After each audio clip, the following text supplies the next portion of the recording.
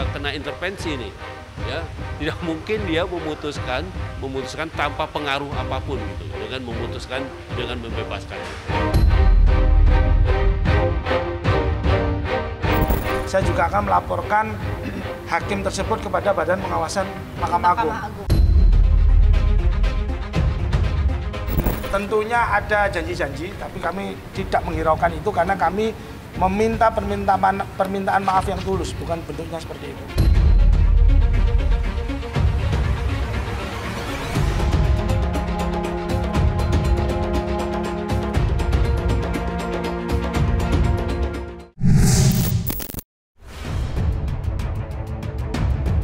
Putusan Majelis Hakim Pengadilan Negeri Surabaya, Rintuah Damanik, Heru Hanindyo, dan Mangapul yang memvonis bebas terdakwa Ronald Tanur dalam kasus tewasnya Dini Sera Afriyanti menuai berbagai kecaman dari sejumlah kalangan.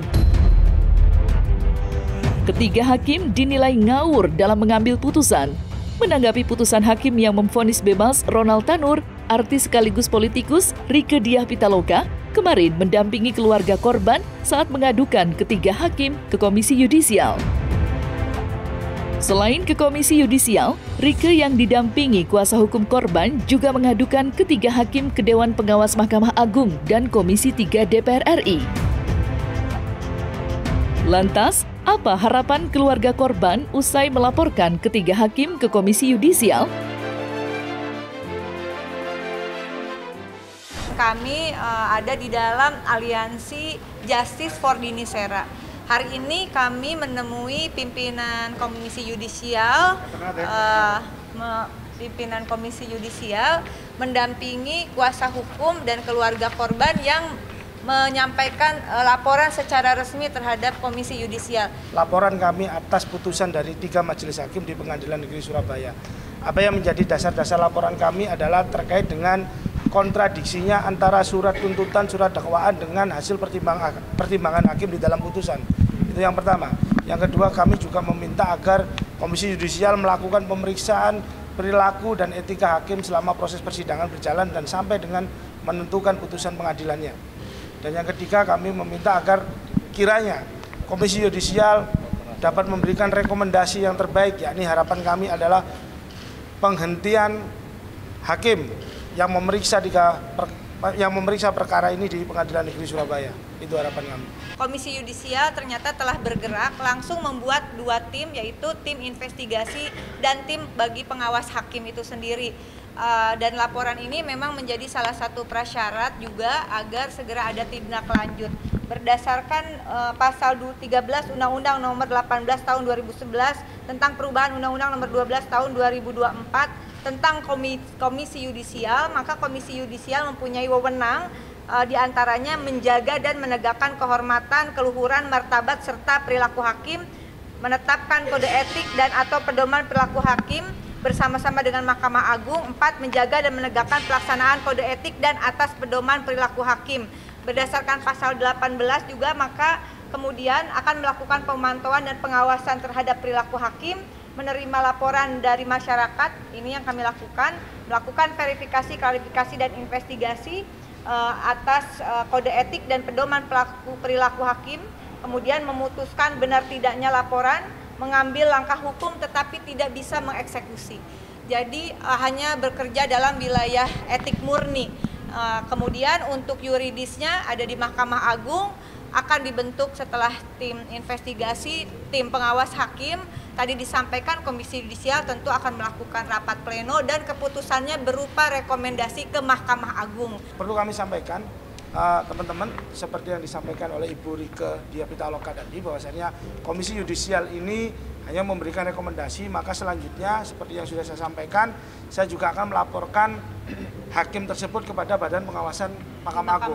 Nanti kita bisa nilai bersama-sama hasil rekomendasi Komisi Yudisial dan hasil dari Badan Pengawasan itu berbeda ataukah sama. Ya. Sehingga kita minta hasilnya adalah memberikan keadilan dan memberikan sanksi yang seberat-beratnya kepada hakim ini, sehingga keadilan yang ada di Republik Indonesia, hakim-hakim yang ada di Republik Indonesia lebih berhati-hati dan keadilan di Indonesia bagi rakyat kecil seperti ini bisa diwujudkan. Rencana kami selambat-lambatnya dalam Rabu ini kami akan laporkan ke Badan Pengawas Mahkamah Agung. Karena kami masih menunggu putusan dari Pengadilan Negeri Surabaya yang sampai sekarang belum diberikan. Itu, teman. Termasuk barang-barang termasuk barang-barang dari korban pun kami juga belum diberikan.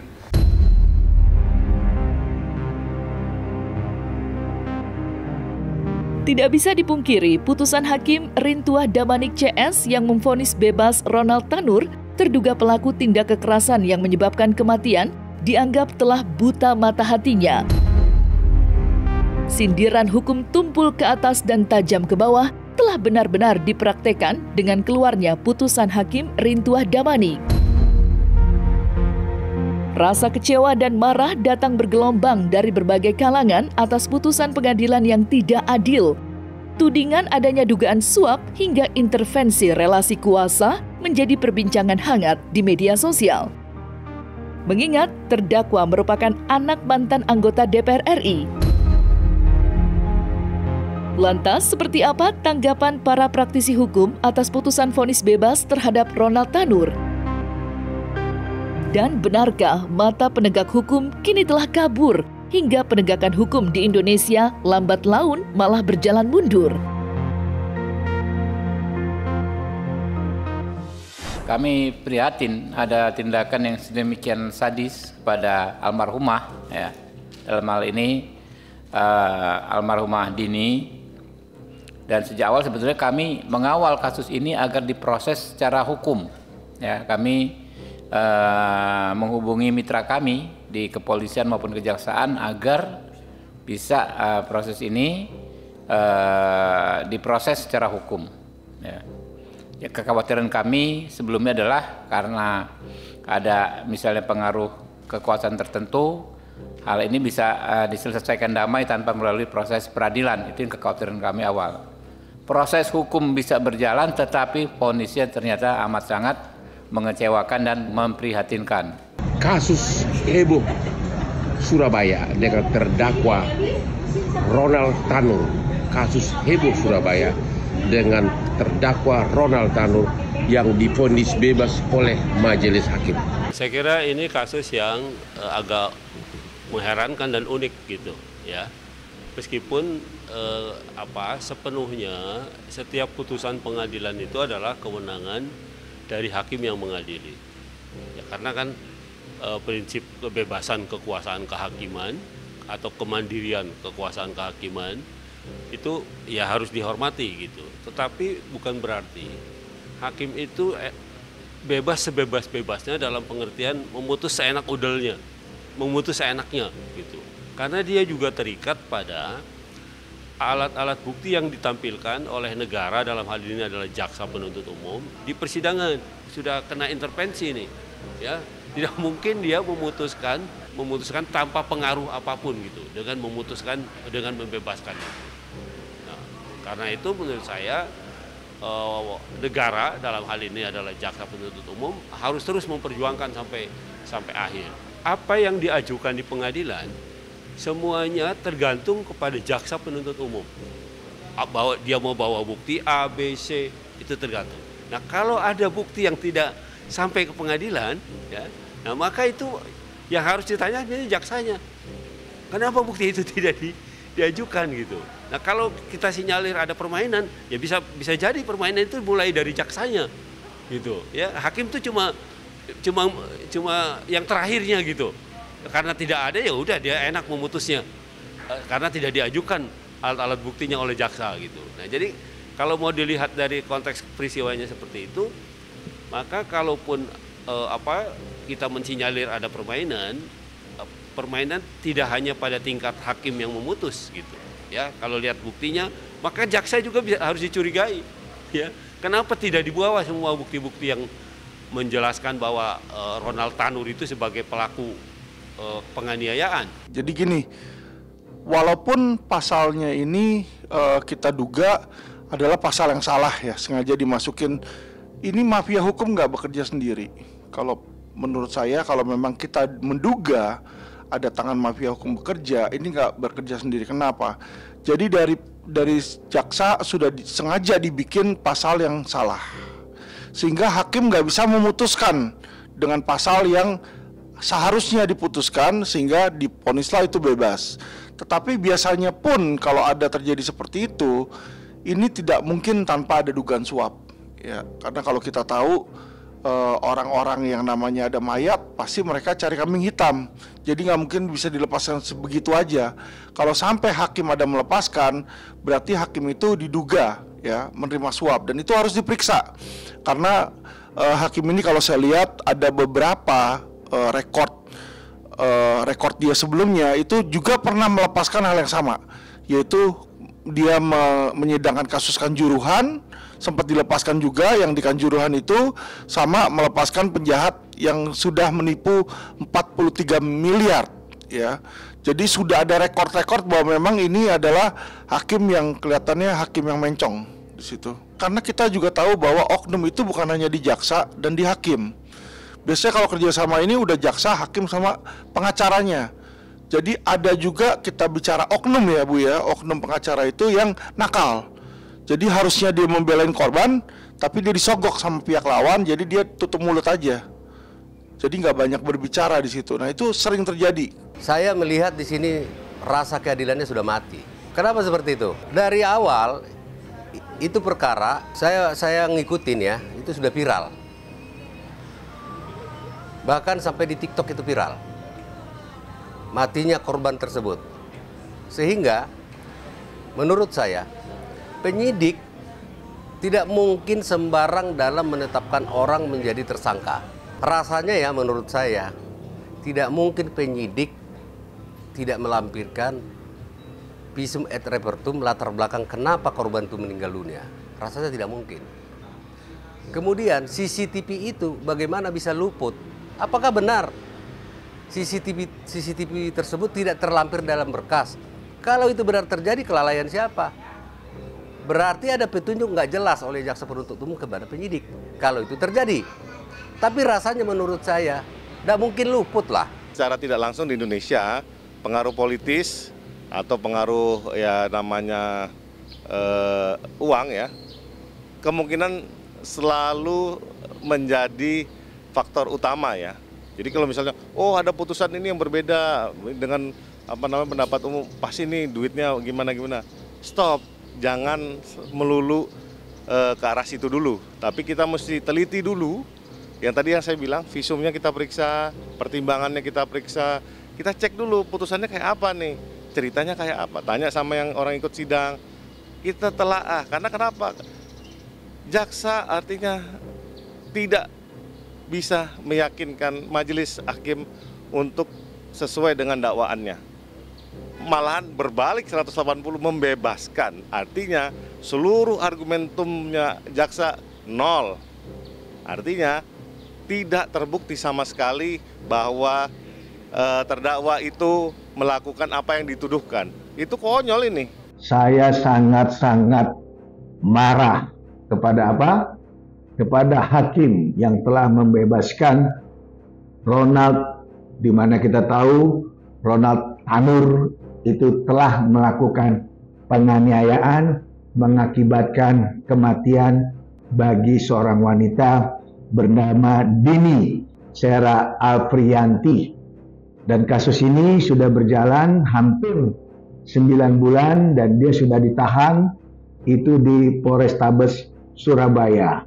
Baik dari kepolisian, lantas di jaksa masuk ke persidangan, dan tuntutan jaksa penuntut umum jelas 12 tahun.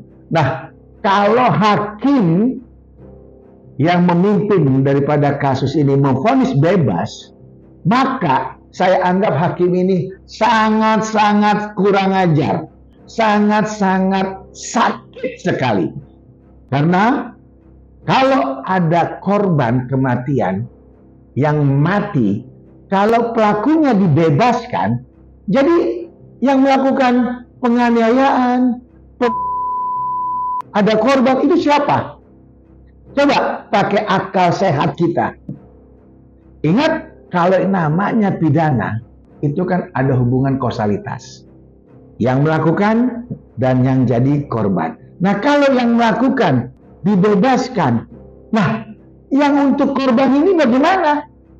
Siapa yang melakukan perbuatan sehingga melayangnya korban seorang wanita sampai mati? Ini miris kita melihat kejadian ini.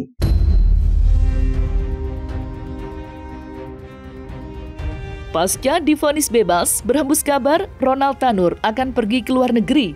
Sontak saja kabar tersebut membuat keluarga korban yang sedang memperjuangkan keadilan merasa kecewa dan sakit hati.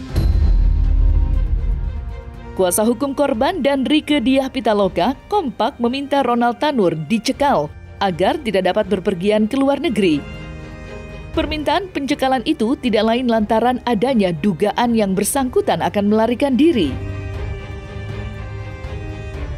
Tidak itu saja, tindakan busuk lainnya yang dilakukan Ronald Tanur, sebagaimana yang diungkap kuasa hukum korban, menyebut jika sempat ada tawaran damai yang diajukan oleh Ronald Tanur, dengan tegas keluarga korban menolak perdamaian yang ditawarkan pihak Ronald Tanur. Waktu itu pernah kita diminta damai, tapi dengan syarat kita harus membuat sebuah laporan perdamaian, mencabut perkara dan menganggap ini sebagai kecelakaan.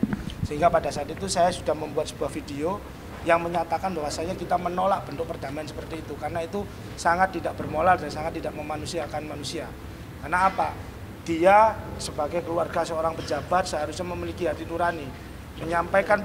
Menyampaikan permohonan maaf itu secara tulus dengan tanpa syarat-syarat seperti itu. Kapan tepatnya itu, Bang? Itu pada saat pemeriksaan perkara ini masih di tingkat di penyidikan di Polrestabes Surabaya.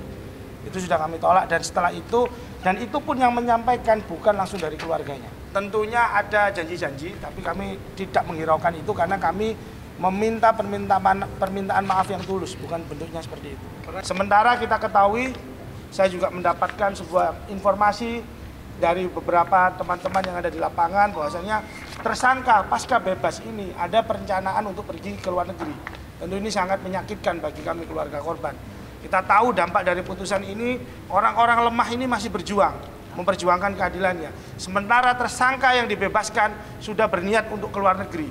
Dia mungkin bisa berlibur di Disneyland ataupun dimanapun, tapi orang kecil ini masih bolak-balik Jakarta, Surabaya untuk memperjuangkan keadilannya. Putusan dari Majelis Hakim PN Surabaya, namun melihat perkembangan seperti ini, agar institusi yang berwenang melakukan pencekalan terhadap Gregorius Ronald Tanur untuk tidak pergi ke luar negeri.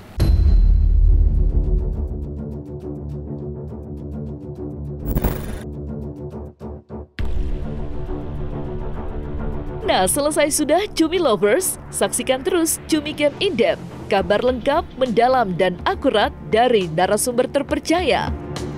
Dan jangan lupa untuk like, subscribe, dan juga share channel YouTube Cumi Cumi.